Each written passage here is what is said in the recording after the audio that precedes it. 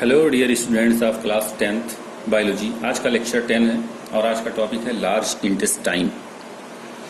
अगर हम बात करते हैं लार्ज इंटेस्टाइन की, तो जो लार्ज इंटेस्टाइन का जो लेंथ होता है 1.5 टू 1.8 मीटर्स होता है और डायमीटर 4 टू 6 सेंटीमीटर होता है।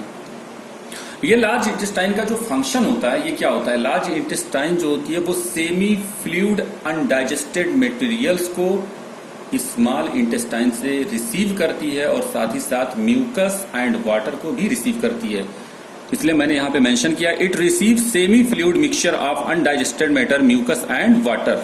ओके, लार्ज इंटेस्टाइन में कोई भी डाइजेस्टिव ग्लैंड नहीं होता है। तो लार्ज इंटेस्टाइन में जब कोई डाइजेस्टिव ग्लैंड नहीं होगा तो किसी भी फूड कंपोनेंट का डाइजेशन नहीं होगा। मीन्स हम कह सकते हैं जो फाइनल डाइजेशन था वो स्मॉल इंटेस्टाइन में हो चुका है। लार्ज इंटेस्टाइन 3 पार्ट में डिवाइड होता है, सीकम, कोलन एंड रेक्टम में। Caecum is a blunt shaped structure जिसमें एक स्पाइन जैसा स्ट्रक्चर लगा होता है जिसे हम वर्मीफॉर्म अपेंडिक्स कहते हैं। ये वर्मीफॉर्म अपेंडिक्स वेस्टिजियल आर्गन होता है जो फंक्शनलेस होता है। जो मिड पार्ट होता है लार्ज इंटेस्टाइन का वो सबसे लॉन्गेस्ट पार्ट होता है, इसे हम कहते हैं कोलन। और ये क्या करता है? ये वाटर को एब्जॉर्ब करता है।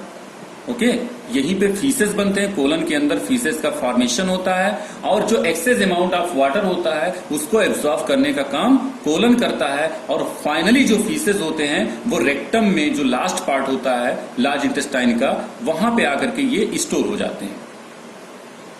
रेक्टम जो होता है ये एनस के हेल्प से आउटसाइड ओपन होता है और इसकी ओपनिंग, जो एनस की ओपनिंग और क्लोजिंग होती है, इसको रेगुलेट करता है एनल स्फिंक्टर।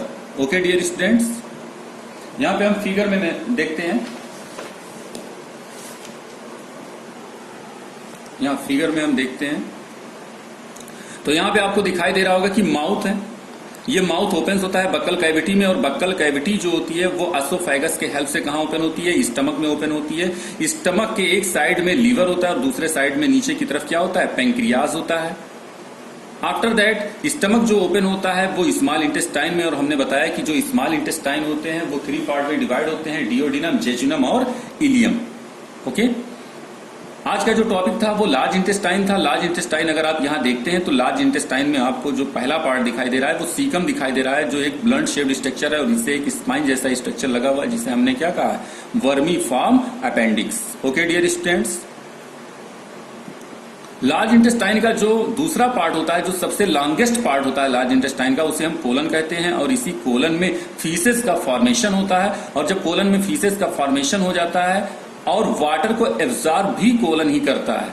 ठीक है, तो जब फीसेस का फॉर्मेशन हो जाता है और वाटर का एब्जॉर्प्शन हो जाता है तो ये फीसेस जो हैं वो ट्रांसफर होकर के कहां आ जाते हैं? रेक्टम में आ जाते हैं और यहां पे स्टोर हो जाते हैं रेक्टम में। ओके, और by the help of egestion process rectum से ये फीसेस एनस के हेल्प से, किसके हेल्प से? एनस के हेल्प से ये बॉडी से बाहर निकल जाते हैं फीसेस, और एनस की ओपनिंग और क्लोजिंग को रेगुलेट अनल स्फिंक्टर करते हैं। ओके डियर स्टूडेंट्स, तो anal sphincter is the structure which regulates the opening and closing of anus. Okay dear students, एक क्वेश्चन आया था, what is the large globules? तो मैंने बताया था ग्लोब्यूल्स का मतलब आप समझिएगा, ग्लोब्यूल्स का मतलब आप समझ लीजिएगा स्फेरिकल स्ट्रक्चर। कौन सा स्ट्रक्चर? Spherical structure. एक स्टूडेंट्स ने पूछा है लार्ज ग्लोब्यूल्स क्या होता है, तो यहां पे हमने बताया कि जो बाइल साल्ट होते हैं, यहां पे देखिए, जो बाइल साल्ट होते हैं वो बाइल साल्ट फैट के लार्ज ग्लोब्यूल्स को स्मॉल ग्लोब्यूल्स में कन्वर्ट करते हैं। यानी फैट का जो लार्ज स्फेरिकल स्ट्रक्चर होता है उसे स्मॉल स्फेरिकल स्ट्रक्चर में, जो लार्ज स्फेरिकल स्ट्रक्चर होता है उसे स्मॉल स्फेरिकल स्ट्रक्चर में कन्वर्ट करते हैं। इसलिए कन्वर्ट करते हैं क्योंकि इस स्मॉल स्फेरिकल स्ट्रक्चर पे पैंक्रियाटिक जूस अपना फंक्शन या अपना एक्शन परफॉर्म कर सके। नाउ नेक्स्ट टॉपिक है रिस्पायरेशन, और इस रिस्पायरेशन की स्टडी जो है वो हम नेक्स्ट लेक्चर में करेंगे।